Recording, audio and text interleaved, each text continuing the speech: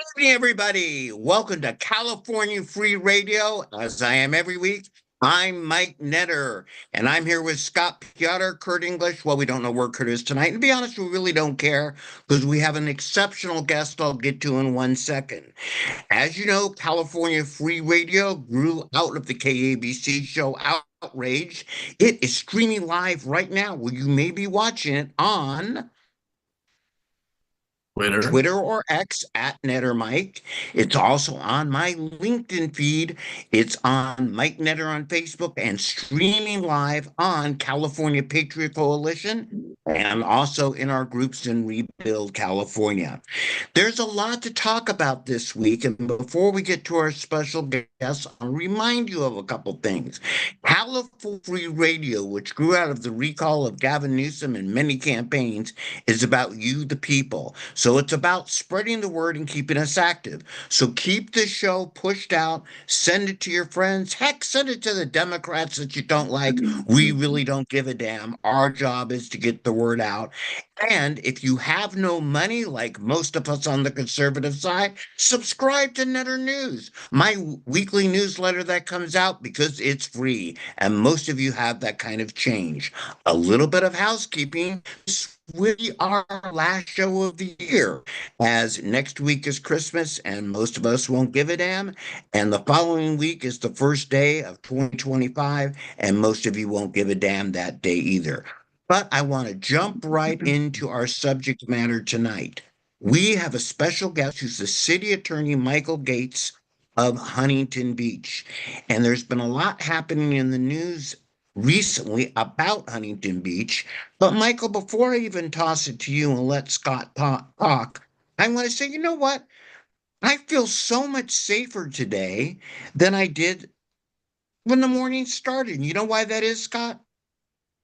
Because I give up. Newsom Why? declared a California emergency because of the bird flu.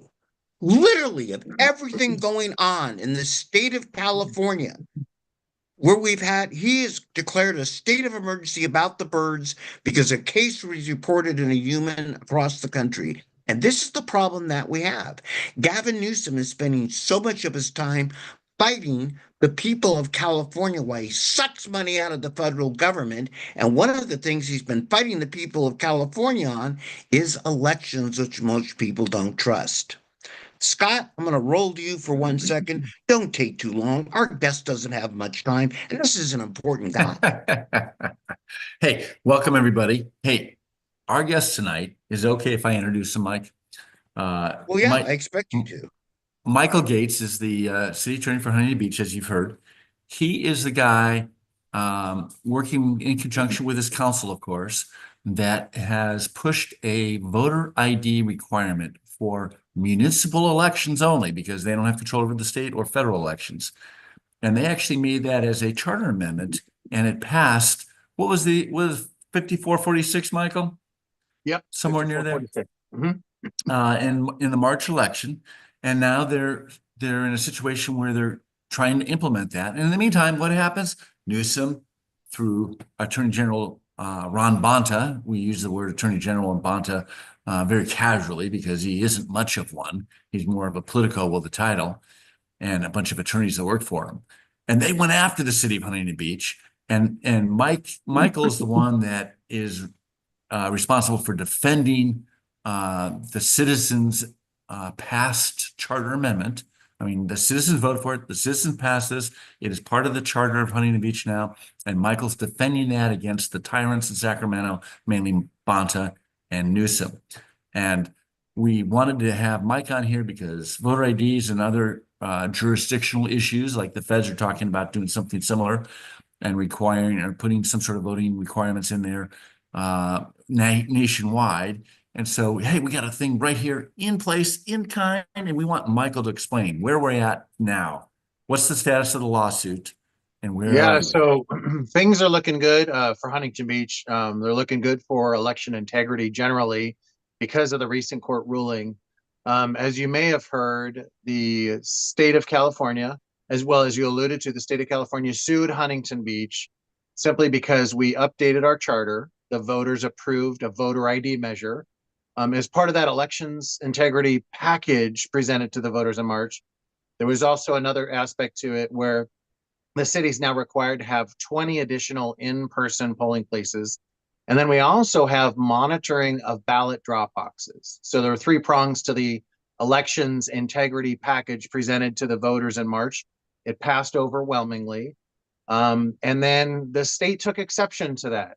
They had told us, hey, if you move forward with this on the ballot, we're going to sue you. And so, of course, we ignored them because it was a bunch of bluster. And then it was interesting because when we were putting it on the ballot and putting it to the voters, they said it's illegal, it violates state law. It passes, and then they sue us, and then they pass SB 1174, and Newsom signs it into law, and that's a new law after we passed our law and after they sued us. That's now a new state law that bans voter ID statewide. And that legislation was in direct response to Huntington Beach adopting its voter ID. So the lawsuit continued. The court heard the arguments on the state's challenge to Huntington Beach. And the court basically dismissed it and said, look, this isn't ripe or I don't, there's no conflict of laws here. I don't see a conflict of laws. The judge said, I looked at the city's voter ID, the new voter ID law built into its charter. I looked at what the state is arguing and its authorities, and I don't see a conflict. So court basically dismissed it. Just a couple of days ago, the court formally dismissed the case, and now the state is threatening to take it up on appeal. So I know this is going to be a long battle. There's going to be probably a lot of turns of this crank in terms of the legal battles that lie ahead on the voter ID measure in Huntington Beach. But what I will tell you is very comforting that the court saw the case for what it was and sided with the city of Huntington Beach. So we have our voter ID law here in Huntington Beach. And as far as I'm concerned, it's here to stay. I've been fighting Newsom now. I've been city attorney for 10 years. I've been fighting Newsom for 10 years on various battles, and we can get into that if you'd like to. What I can tell you is that's a longer show. I'm sorry. Right, okay. Michael, can I We can I fight here interrupt in for Huntington one Beach. second? I want to start with a couple basic things because an esteemed architect, you're a city attorney, not the district attorney, so you can't get me for those traffic warrants, or maybe you can.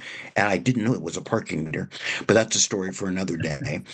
But let's start with some basic things. Because one of the things we do here at California Free Radio and we've done with the Rebuild California movement is encourage action. So since I'm a retired village idiot, many would say not retired, let's start with some basics here. There are a quick thing, there are charter cities, and charter cities can pass a law.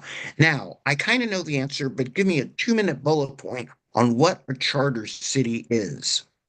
Yes, there's 482 cities in the state of California. 121 are charter cities. Those are cities that adopted charters. Those charters are recognized by the California Constitution as local mini constitutions, and they basically dictate the structure of government, and they give that the city council or the governing body in those cities, those charter cities, right to have control over certain local governing issues. Long ago, in the late 1800s, in the constitutional conventions in California, the state and the cities got together and they decided that the state was so big that there was going to be co-governance. So Sacramento has exclusive jurisdiction over things like health, education, waste management, and a variety of other issues. But at that constitutional convention and in the California Constitution under Article 11, Section 5, and in subsequent case law, it's clearly delineated that charter cities are local jurisdictions with their own authority, independent of the state, independent from state interference, over local matters. And those local matters are outlined in Article 11, Section 5, like I just told you. And that includes control over your police department. That includes control over local elections. That includes control over local monies, so money raised and money spent. And then also land use decisions, so zoning and housing and things like that. Those are really supposed to be designed as local municipal affairs. And those are supposed to be separate. The state has its basket of things to govern over, and charter cities have their basket of other things to govern over.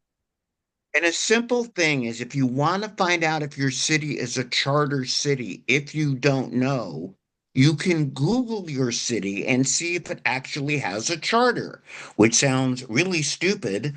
But if it has a charter, if it doesn't have a charter, and correct me if I'm wrong, because you're the smart guy on the show, right? If you has a charter, it's probably a charter city because they probably posted their charter. If it doesn't have a charter, it defaults to using the state or county rules. Is that fair enough? Absolutely right. So general law cities or non-charter cities are really considered subdivisions of the state and subject to all state laws. Charter cities are distinct and separate. They are subject to state laws on certain areas of governance. They are independent on other areas of governance. And one of the things that we've seen recently, really in the 2000s and since the late 1990s, as the state has really taken exception to charter cities' independent authority, and they've been passing laws to chip away at that. And so now what we're doing in Huntington Beach is we're standing up and we are invoking or asserting rather, our charter city authority, which is a California constitutional right. So the state legislature is subordinate to the California Constitution. The state legislature can't legislate away our constitutional rights. So it's a really, really important set of authorities. And it's really important for the audience to know that the state legislature really is or should be powerless to interfere with charter city authority, that local governance over things like elections, your police force, land use decisions, and things like that. Now, So an let interesting me hold do a one quick second. follow-up on that. Okay, Go go ahead. ahead. We fight All over right, I it. guess I'll go Anyway, first. the So one of the things we want to encourage people to do when we talk about action items, the recall of Gavin Newsom is an extension of direct democracy. And if you have a charter city, you can start your own local initiative to do things like voter ID for local elections. Scott, let's roll to you, and then I want to get to some of the questions for Michael has to go to So- prosecute somebody. so maybe this is a good follow-up question. So in a common law city, actually all the cities, if a charter is moot on mute on the issue of, let's say, elections, they have to go by the common law direction from the state. And each city, because a lot of people are not aware of this, they are under common law responsible for running their own elections. Now they may contract out to the county registrar to actually run them and print the ballots and do all of those kinds of things, but it's the city clerk in the city that's responsible for running those things. And so other charter cities that haven't changed their election laws regarding whatever the state says, they'll still follow the state law. You guys have changed yours. And so what you're saying is that because constitutionally, as a charter city, you're allowed to do that, the state, in order to supersede it, this SB 1174, will not change your charter amendment. You'll continue to do your own elections, and they can't do anything about it unless they do a constitutional amendment to change that aspect of the Constitution. That's right. And then if you look at the Article 11 of the California Constitution, Section 5B3 and 4, it says that charter cities have control over local elections and that authority is plenary. It's plenary authority. So well, what's that in English? Well, it just means that it's pretty exclusive. It's pretty impenetrable. The state can't argue around it in court. And so there are going to be arguments. And so we will deal with the litigation and the legal challenges as they come. But you're absolutely right. And the thing is, Huntington Beach has basically invoked this right to have these election integrity measures. We don't have a program yet implemented, and in part because we've been delayed being tied up in court. But we don't have a program implemented to actually implement or effectuate these just yet.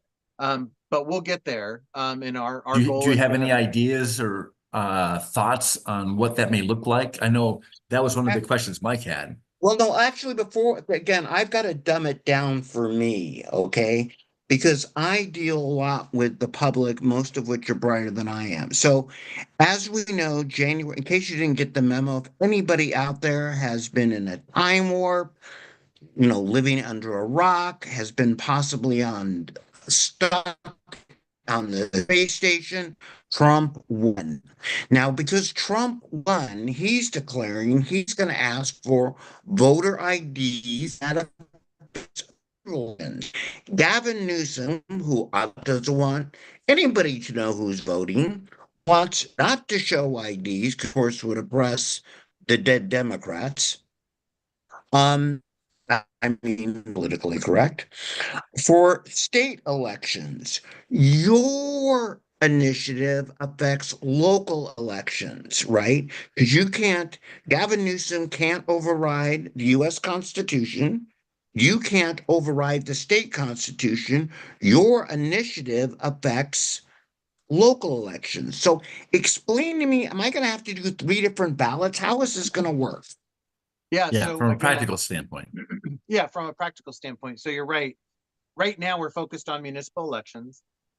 We are hopeful at some point that there will be some elections integrity measures, maybe a voter ID for state and federal as well. So we'll get there. Our concern right now is the immediate concern, baby step approach. And so we are focused on municipal elections.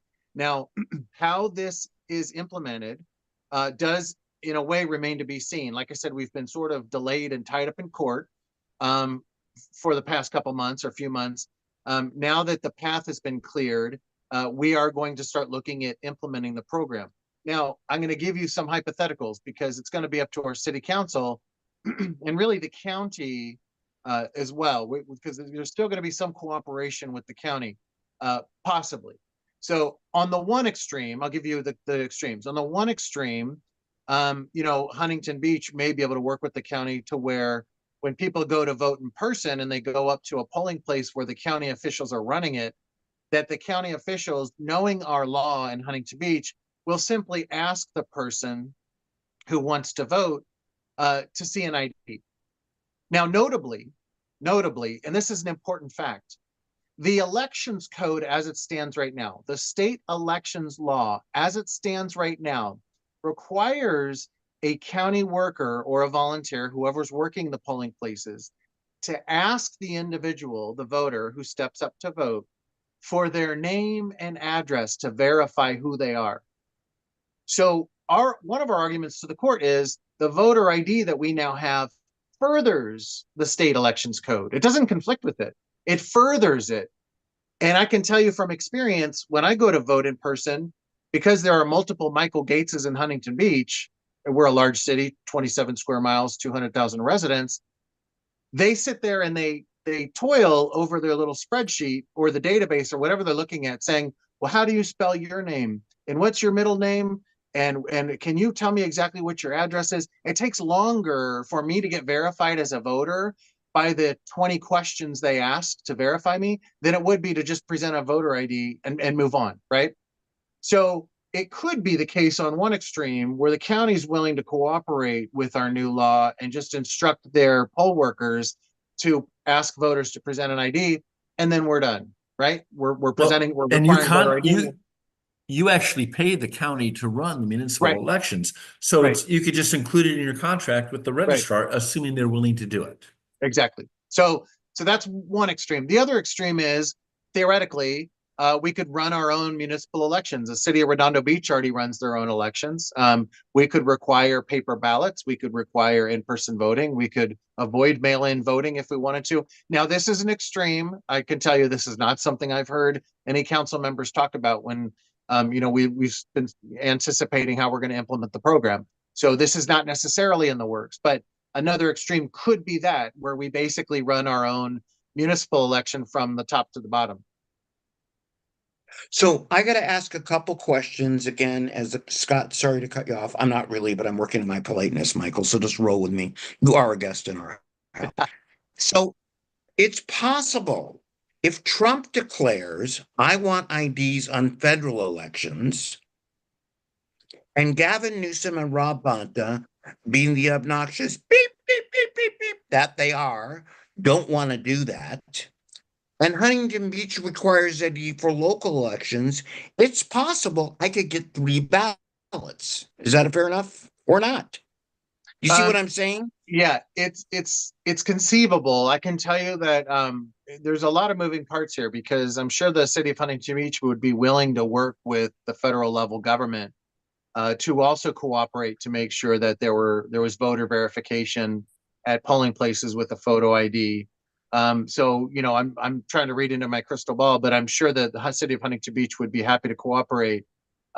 There will be a little bit of an issue at the federal level because running elections is reserved for the states. So the feds, I believe, can have a voter ID law or a voter ID requirement, but they're going to have to be clever about how they craft that law, because to simply demand that there's voter ID in federal elections, it's probably not going to work. It's going to run up against. And I don't want to go too deep here, but I'm just trying. The reason I'm doing this is to help edify the public for the other 481 charter cities that may want to do this. Okay, these are the kinds of questions I get.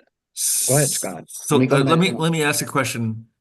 I think it would be a Mike follow-up question anyway, is that, yeah, I mean, you could get 3 different ballots. In fact, you could have to go to 3 different polling locations to vote those 3 different ballots if in an extreme situation. But how does Huntington Beach, or have you even thought about it or addressed the issue? Right now, every single voter gets mailed a ballot. And there's no voter ID when you do an absentee ballot, which I think is where a lot of the cheating and voter integrity issues come into play. Would you eliminate voter ballot or mail ballots? Well, so again, we're talking. I'm speculating, right? These are hypotheticals, right? Because you don't know what your council's going to do. But I don't know what the council's going to do. I think if they're going to insist on voter ID and follow through with that to the fullest extent possible, that they would not be mailing municipal ballots. And let me tell you something real quick about the mail-in, if you have a second. We have seen in Huntington Beach alone many stories, and I've heard many of them directly, where people have gone to vote in person and they were told, you can't vote, you already voted. Right. And the person says, I didn't vote. And they said, well, our system shows you already voted, so you'll have to fill in a provisional ballot. That's one example of a terrible voting experience that really implicates our election system in a very, very negative way. I can't believe somebody would go and vote in person on election day and be told that they already voted 3 weeks ago. That's awful. But more than that, 2 other quick examples. I literally held in my hand a mail-in ballot. It was mailed to somebody, and that somebody said, I am not a citizen of the United States. This was mailed to me. I am not a citizen. I have lived here for 10 years. I live at my father-in-law's house. I am not a citizen. I live in another country, but I normally live in another country, but I have been here for about 10 years. I am not a citizen, yet I was mailed a ballot. And I said, please do not vote. Don't vote. Don't using that ballot, right? Because it would be illegal. But the government is literally inviting people who are not eligible to vote to vote. And here's another final example. I was also presented with a ballot that was put in the name of the family pet. So there were 3 registered voters in the household. A 4th ballot was mailed to that household in the name of the family pet, the dog. And so there's a lot of weird stuff happening with mail-in. The only thing I can think of, I know I see your furrowed brow, it's probably a situation where maybe the county pet registration database got crossed over with the voter county database. I don't know. I don't know how that happened. We know a story about Ventura County where the guy registered his 3 cats just to prove the system. But the reason my brow was furrowing, that absolutely explains why Gavin Newsom declared an emergency over the bird flu today. He's worried about losing voters, and now I get it. Thank you for putting 2 and 2 together. All the birds will be dying. All the birds. But are you talking about? Would you eliminate mail-in ballots then, except for extreme cases, hardships, or whatever? So you mean as a general proposition, or for the municipal elections in Huntington Beach? Obviously, it would only apply to the municipal elections. Well, so if you're talking about our program, I would think that if we were to do a full scale, City of Huntington Beach runs its own elections, that mail-in ballots probably wouldn't be on the menu. But again, I don't know. I don't want to get ahead of the city council. We haven't gotten there yet. But I would think that if we're going to stand by election integrity, our election integrity measures, knowing full well that election integrity is important, and by the way, nationally, 85% of the population supports voter ID and voter election integrity Right. measures. I would think that the community would embrace voting in person. You know, look, Well, let's obviously, not, it's not 85%. Come on. You only won 54-46. yeah. Come on, Well, at least to national. the people that voted, I dead said people national. included. National. Well, okay, let me Better jump to margins than other states. let me jump to something else that helped me. I got two kind of questions for you. One is about implementations. You have things like the water board, which are split over two cities, right? So that things like the water board might affect Huntington Beach and neighboring Westminster or something of that nature. And that also adds. But I want to talk. So that's another thing that will be an implementation. But why I have you as an attorney fighting this in court on the air now, I want to talk about Shasta a little bit. So Shasta is indeed a charter county, or are they not a charter county? That's a trick question. I think my recall is that they are a charter county. Right. So Yeah. Shasta as a charter county, and I know some of the county members up there, board members, the Board of Supervisors voted to get rid of the machines. And Newsom said, gave him the proverbial New York salute. You can fill in which finger only should be up, and overruled Shasta County and made a big hullabaloo about it. How did he get away with that, him and Bonta, for a charter county versus what you're doing as a charter city for voter ID? Back to you, Michael. Yeah, so the state laws, the laws in the state rather, they're probably very complicated and convoluted, and there's a lot of redundancy, and there's a lot of conflicts. Charter cities actually have more independent authority over local governance than charter counties. Control over elections, for instance, local elections, is enumerated as a power for a charter city. It's not enumerated as a power for a charter county. So, but having said that, Mike, I don't know that Shasta, I would have recommended that they challenge what Newsom did to them in response in court, because this is the takeaway. There's too much rolling over of cities and counties throughout the state. They're capitulating and acquiescing to every demand from Sacramento. And we've got to stop doing that. And that's one of the reasons I'm on shows like this more recently. And I'm trying to get the word out. Fighting matters. You win battles if you fight battles. You don't win battles if you don't fight battles. And I've been fighting Newsom now for almost 10 years. Just in 2020, when COVID hit, there were shutdowns everywhere. Well, Huntington Beach, we were enjoying our beaches out in the warmth, the UV rays killing the COVID, right? We're on the warm sand, enjoying the warm sun, enjoying the waves. And we've got 8 miles of pristine coastline. We had tons of people out on the beach. They were all distanced. It was all safe. But Newsom came down and shut down our beaches. He came down with armed state troopers, bulldozers, and concrete barricades. He pushed sand up onto our bike paths and our walkways. He took everybody off the beach and everybody out of the water. He shut us down. We sued the state of California when he did that. And within 48 hours, he opened up our beaches again. And that was sort of the beginning of where the nasty fights really started to occur between Huntington Beach and the state of California. We've had other battles. I beat the state of California a year and a half ago, where we're bringing back $38 million of taxpayer money to Huntington Beach. That's $38 million that the state wrongfully withheld from Huntington Beach over, failing to reimburse over old redevelopment loans, which I won't get into the details. But suffice it to say, the state, believe it or not, was breaking the law when it didn't give Huntington Beach its money. We sued, we won, we're bringing back $38 million. Had we not fought that battle, we wouldn't have won and we wouldn't have our $38 million. My message to the state of California, to communities, to council members is, please start fighting, stand up and fight for voter integrity, fight for your tax dollars, fight these sanctuary state laws and issues. We've got to keep fighting. And once we all start fighting and we push back, the state's going to have to back down, because the state can't take on 482 cities. It can't even take on the 121 cities. So we have and got, in case of we've like got to fight. Shasta wasn't even a charter amendment. That was just a vote of the board Right. over the mechanics of the registration. Well, that's Right. a So- county. What are you saying is that the cities may have more rights when it comes to elections? Have you guys met with the county registrar at all to talk about any kind of possible avenues and options that you may have, or have you not gotten that far yet? We haven't gotten that far.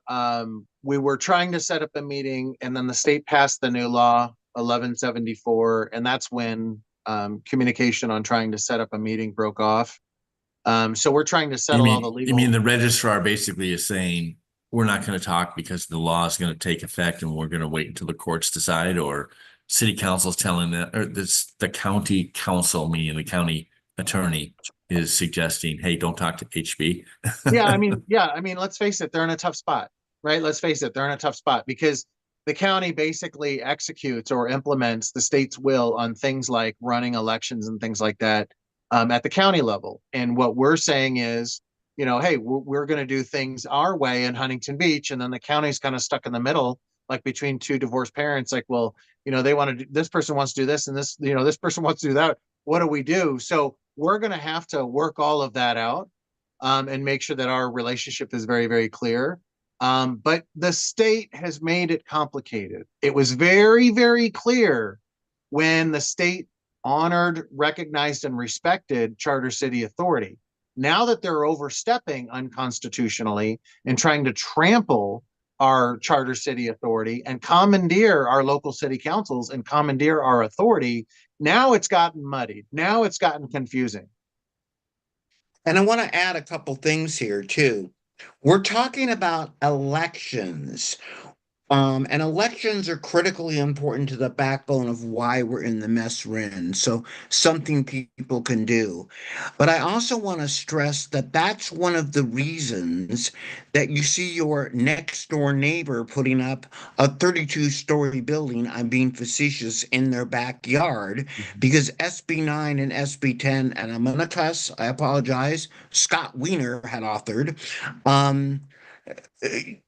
took away the local right of zoning. So if I want to live in a single family neighborhood, hey, should be able to do it. My city's okay with it. And these are the kinds of issues too that you fight also. This goes beyond just Right. showing whatever. This is the state of California literally acting, I'm going to say it, like the communist government, where they want to control every aspect of our lives simply because a tiny group of people think it's better for their careers, and people like Newsom and Bonta. That's my opinion on that one, but that's the reality of what's Well, let me happening. Hey. if I can add to that, I will go further, Mike, and I will say that Sacramento is deliberately trying to destroy Huntington Beach. So it's more than just, you know, interfering and taking away our local control. They're trying to destroy Huntington Beach. Let me give you a quick example. The city of Huntington Beach is currently tied up in two pieces of complicated housing litigation. Basically, Right. what the state is mandating is that the city implement 13,368 new units of RHNA, or the Regional Housing Needs Assessment. But get this, people say, oh, 13,000 units, you know, that's a lot, but maybe suck it up. What's wrong with that? Okay, here's what's wrong with that. Huntington Beach is fully built out. We're 100% developed. So any development that we need to do, any increase in housing that we need to plan for and to build, is redevelopment in Huntington Beach, because we have to identify properties that are already developed and tag them to be redeveloped. But here's what's more. The 13,368 units can only be satisfied or achieved. That mandate can only be satisfied or achieved if the city plans for 41,000 units. Why? Because the state law requires a 20% inclusionary rate. So we couldn't satisfy the 13,400 units until we've hit 41,000 units. 41,000 new units of high density. That's a 50% increase in our housing supply in Huntington Beach. We only have 81,000 units as it is, and we're fully developed Right. out. So 41,000 new units is a 50% increase. So it isn't that Sacramento is just interfering or that they just want more housing. They're literally trying to destroy Huntington Beach. Scott, go ahead. I was just say, the other things, I'm going back to your election integrity. You're going to open up new polling places. That's easy to do. You're going to monitor drop boxes.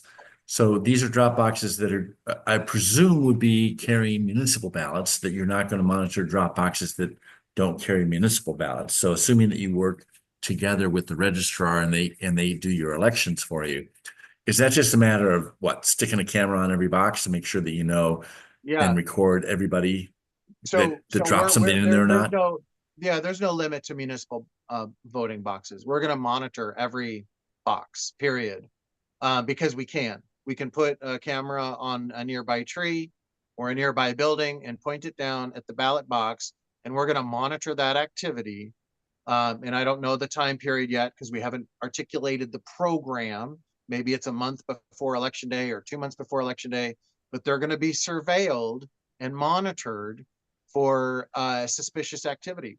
And we'll do that with county boxes. We'll do that with any boxes, but they absolutely will be monitored with 24-hour monitoring.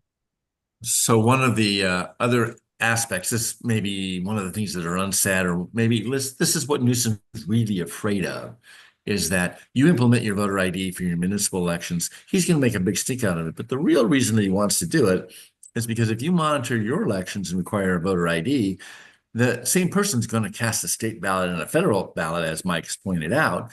So theoretically, he's already shown a voter ID for the municipal election.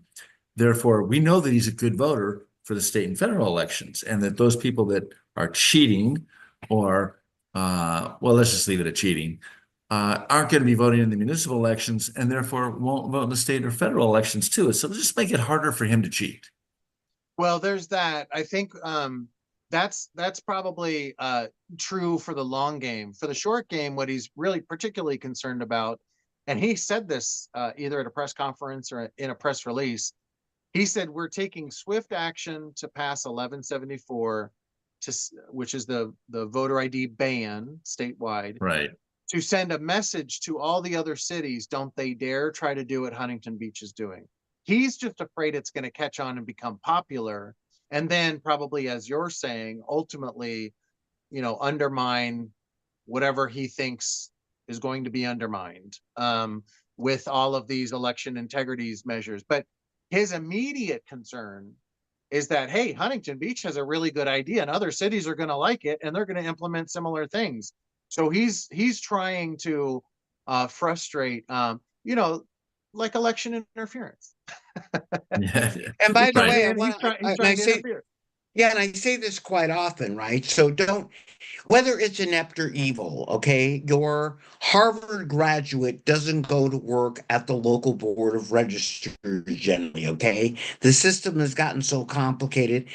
I always say, Michael, and you would appreciate this as a city attorney, whether it's manslaughter or murder, the dude on the sidewalk is still dead, right? And our elections are still screwed up. We have to make them easier for everyone to accomplish out there. And again, you can do this just like Huntington Beach with local initiatives. And we'll probably have you back on in a series of things to talk about this. Now, to do a local initiative, by the way, if you have something, and I don't normally say this on the air, but I'm going to give away one of my secret sources. You ready, Scott? I'm holding my breath. Google. Yes, indeed. You can Google. And in your charter city, you can look up how to write an initiative.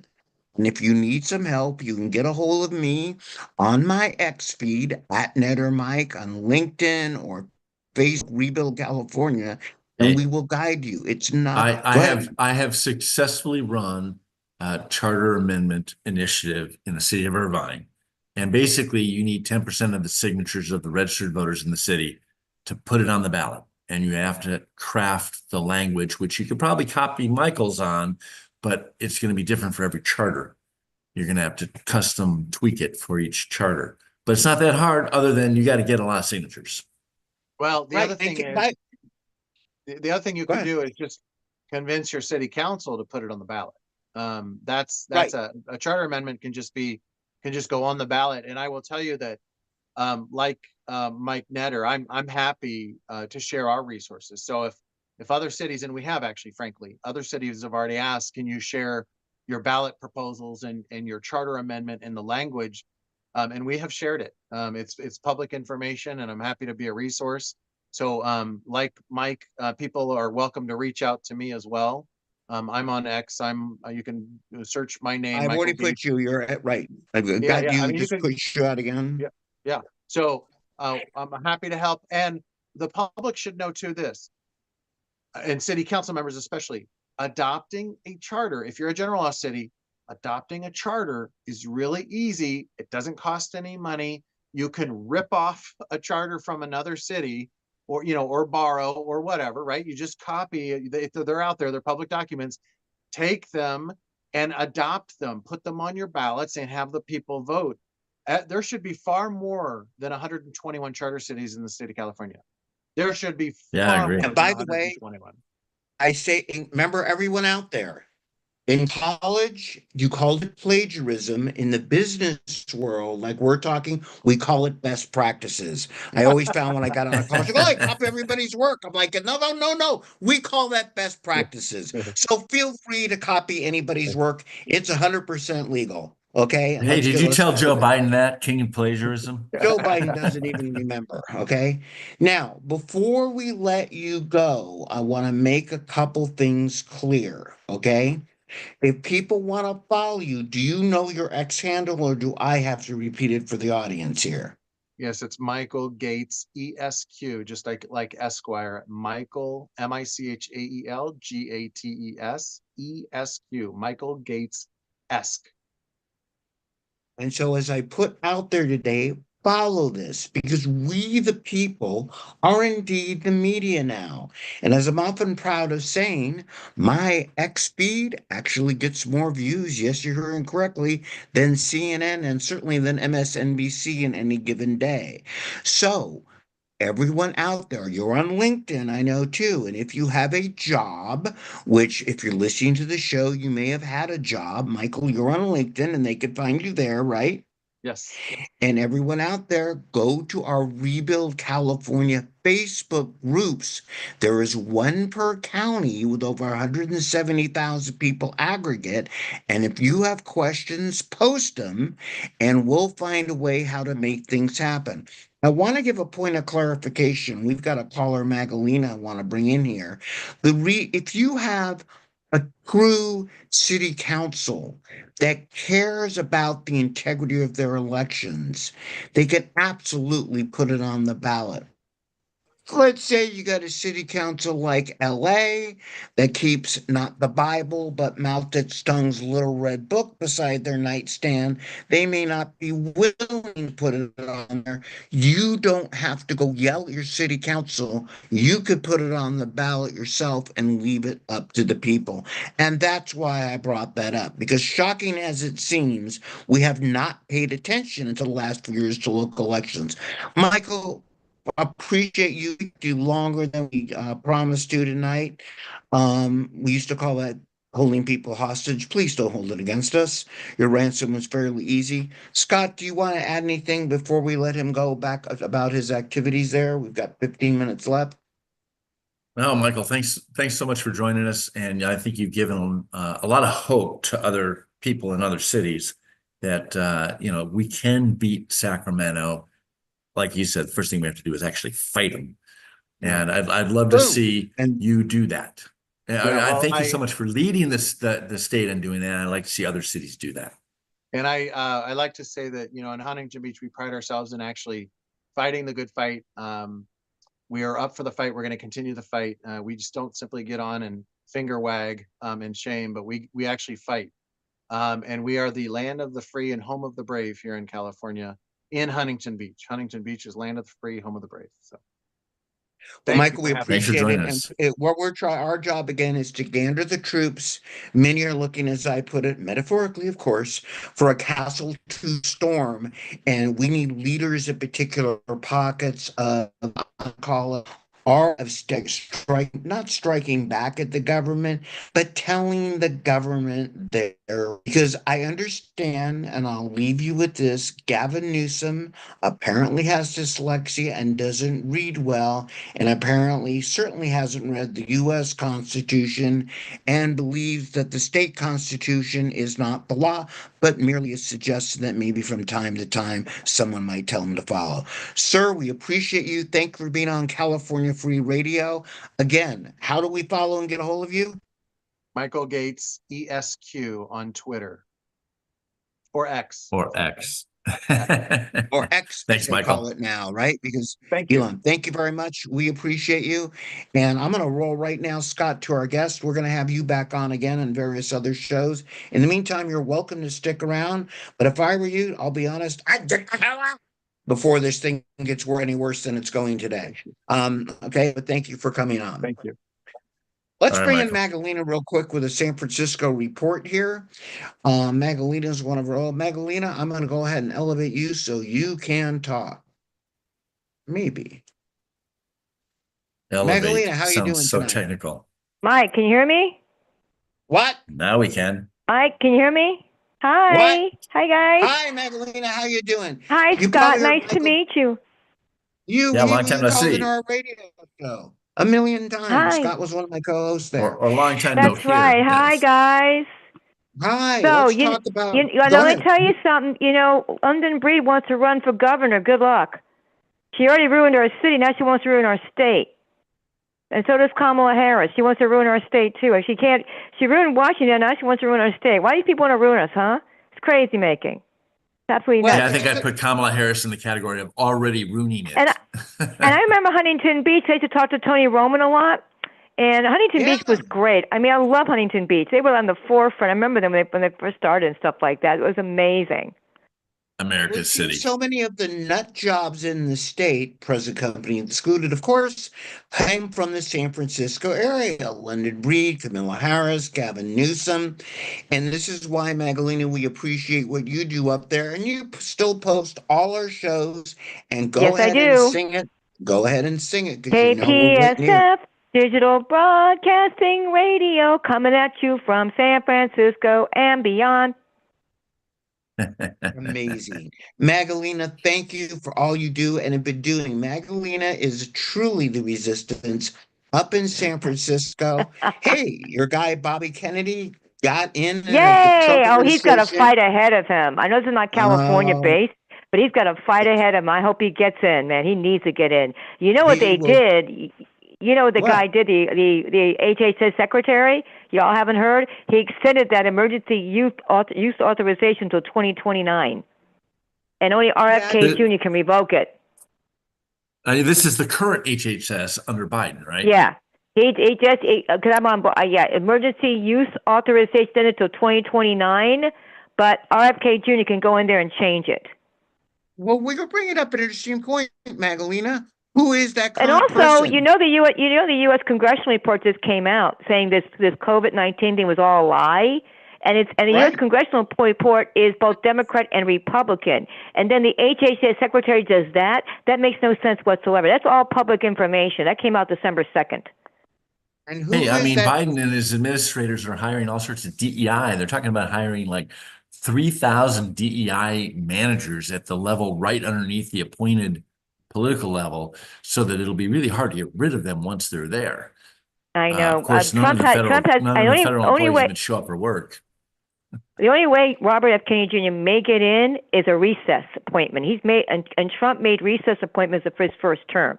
So that may be the only way he can get in, but he has to fight because they keep, the polio vaccine mandates. What he's talking about, they keep twisting his words over and over and over again. It's ridiculous. Well, I think, it's interesting because the HFS secretary, I believe you're talking about, is Xavier Becerra, isn't it? Right, exactly. Yes. And he's And where's trying, and he yes, he's the from? one. Former It's AG of California. California, duh. Yeah, no California again. we could, another interesting thing here, Magdalena, do you have anything else you want to say? Because we can let you keep talking, or do you want to? Oh, I don't mind keep talking. I mean, I love being on this. All I right, have no problem being on this. Whatever you want me to do, let me know. If you have to cut me off, cut me off. Don't matter to me. I want to bring up a couple stories today as we move toward the end here, okay? Okay. One broke in Los Angeles today, just this afternoon, okay? Where the agents, this is actually amazing. Agents of the FBI raided the home of Brian Williams. Did you guys hear about this? Yeah, No, I assistant, haven't. Hold on. Brian Williams, who is the deputy mayor on paid leave right now for public safety for Karen Bass. I'm going to say that again really slow. Brian Williams, the deputy mayor for public safety, okay, got his home broken into. He was a likely source of an explosive threat that was phoned into City Hall. Now, can Did anybody they actually explain arrest him for that, or they just do a Well, his search warrant? home's been raided, That's pretty looking into wild. it. It's the first step to being indicted or arrested. So let's roll on how bad LA is. And I know you have it bad up in San Francisco, You but ain't we're number kidding. two. We're number two, but we're trying harder. I want to talk about And we have another, more people, so and we do. It's a sooner or long later we're going to haul. win. That's Another true. We got a story lot that more corruption up here. Well, we have a lot, although you have your own with commissioners, but I want to focus on another story this week in Los Angeles that broke that an unnamed defendant number 50, who when she was a city council, or that person was a city councilman in Baldwin Park, allegedly took bribes for putting in cannabis clinics where two of the people that own the cannabis, also known as pot or marijuana, for those of you out there going, what the hell's cannabis? They've already pleaded guilty. And that person, who it didn't take even the LA Times, slow as they are, 20 minutes to figure out, is probably Susan Rubio, a sitting state senator. And Bill Asali said we should be censuring that person. Of course, Bill's a Republican, and this person, Susan Rubio, is a Democrat. That story also broke in Epoch Times. And Bill Asali tomorrow night, just to bring you up to speed, is actually appearing at a Riverside board meeting along with Leticia Gonzalez, I think, to fight against your favorite subject, Scott, which is boys being girls and girls being boys in schools. Oh, that's even worse going on in Los Angeles. Ever since the P. Diddy scandal broke, do you know how many people are leaving? A lot of actors and actors leaving Los Angeles. They all got caught up in it and all that sex trafficking. So LA, half of LA might be leaving soon because they're leaving for another country because they don't want to get caught with their pants down. Talk about scandals and stuff. Well, it's pretty hard to get them up very rapidly when the feds are coming for you. So Well, they That's know a- they're that's a leaving bad like word Tom Hanks picture. left. A bunch of people left. They just get up out of there. Yep. Trump's going after all the pedophiles in Capitol Hill. And we're talking about this whole thing with the football players and the stars, and this is just the beginning. It's like a snowball thing. People are just like, I'm sure Sean Biddy will probably be chirping away, but a lot of people in Los Angeles, you might be losing half of Los Angeles by the time next year rolls around. we can only hope. Yeah. So, a couple other stories, and Magdalena and Scott, give me your take on this. Of all the things going on that we talk about, and I kind of led this here before, I was very surprised to see Gavin Newsom declare a state emergency on the bird flu. Oh, that's ridiculous. I mean, and by the way, this is because a person, I believe in Louisiana or something like that, who was around apparently something that had the bird flu, and I'm going to leave it alone. That might be a future sex scandal down south, was able to contract. I mean, you're like, how the hell I'll put that down. But we've had no cases of human I think maybe one reported of, I don't even know how a human contracts the bird flu, but now Gavin has declared it a state emergency. Scott, give me your feedback on that. Well, I look at it two things. Either one, he's trying to exercise control over us again, which is, Again. something that he likes to do, and he used COVID and he doesn't want that to die out. Or he's diverting attention from all the other crap that's going on, like an $80 billion, structural deficit in the budget and other things. Which the So, money he stole, probably, like they stole over here in San Francisco.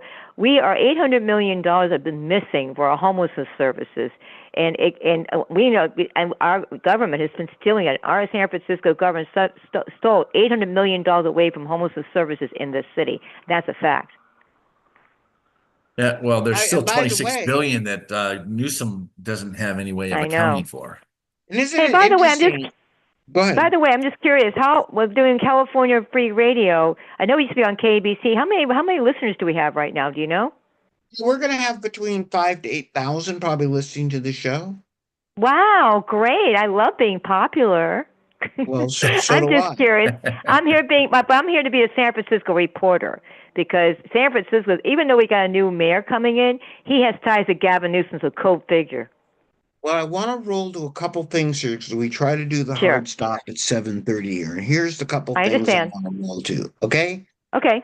One, Gavin Newsom, in all seriousness, declared a state of emergency for bird flu so he can scam more money off the federal government. And it was You the got only that thing right. he get his hands on before the inauguration on January 20th. The money that we lost from COVID, the alleged surplus, Right. the EDD that you're paying more for today comes from the fact when the federal money flows in, they've got to find a way to spend it. So to your point, Scott and Magdalena, it's going to lead to more control. There is Of so course. much wrong with California politics and corruption. We don't have time to cover. But Magdalena, before I let you go, are you Okay, planning on sweetheart. having a good Christmas? Are you planning on having a good Christmas? Yes, you know what I'm going to be doing? I'm going to be putting out and giving people that U.S. congressional report about COVID-19 because people here are still wearing masks. They're still scared of COVID. People that I know, I'm going to be printing out that U.S. congressional report. I think I sent it to you. I did. U.S. congressional report about COVID-19. I've been giving it to people in the city, trying to wake them up. Well, I was hoping for a Red Ryder bike, to be honest with you. But I'll take that congressional report. That's probably the best gift here. Magdalena, God bless you. Merry Christmas God and bless Happy you. New Year. I'll be back on January 8th with all of you. Love you, Steve. All right, Merry Scott, love you, Christmas. Mike. God, that's okay. It doesn't matter what you call him. He's just happy to be here. Love you too, girl. Okay. We'll Merry talk to you Christmas. later. Okay. Scott, before we roll to the end here, it's been a fantastic year with KABC Radio, all the other shows we've done, your run that you had for state assembly, where you upset a lot of stuff. The best gift of all, of course, is that Kurt English isn't on tonight. No, I'm kidding. But Where is Kurt? It's like, where's He's- Waldo? Where's Kurt? he's at the Newport Boat Parade, so he gave up 100 boat parades, but going on to 160 years, and Kurt was at the first one. Scott, give me a quick summary of your holiday season and your wishes for our audience here. Well, I hope everybody takes the time to, spend this time with family, to slow down, to recharge their batteries, so to speak. The reason for this season is still Jesus. So go to church on Christmas Eve or Christmas Day and check it out. But I still think that, God designed us to take a day of rest, and this is kind of like our season of rest for the year, generally speaking. So take advantage of it and check out and recharge and come back first of the year fighting, because there's a lot of work to do. What about you, Mike? Well, I plan on spending it with friends and family. I'm certainly going to go to church. I think they still recognize me there. No, I'm going quite often. Well, And they'll Easter and Christmas. Yeah, sure. Yeah, Okay. Easter and Christmas and the occasional other dates. And I'm exceptionally looking forward to 2025 because now, as we get charged up, Scott, with things like California Free Radio, we're learning how to play the liberals' game as we saw Trump get elected in California. to get a head start, be it digitally through shows like this, through my newsletter again, Netter News, okay, that we're going to continue the fight, not just a week before the election in 2026, not just a month before the election, not just 2 months before the special election coming up in your area for state senate, but on an ongoing basis. We're taking 2 weeks off for the holiday season, but we're not taking 2 years off from the battle for California. Scott, it's been an amazing 2024 with you. Thank you for participating in what I'm going to call the political games, sometimes known as the Hunger Games. And God bless you and thank you for everyone out there. Merry Christmas, Happy New Year, Happy Hanukkah, happy any holiday season that you're having. And the best thing you can hope is that the California legislature is indeed taking time off so they can't write more idiotic laws. It's still our state, but this is your season. Please enjoy it, and we'll be back on January 5th. And January 20th can't come too soon. God bless everybody. Can I just say God bless? Is that okay? Yes, of course. Yeah. Finally Absolutely. finally got on the mic thing on my computer. So yeah. Anyway, God bless you both. Love you both. See you next year.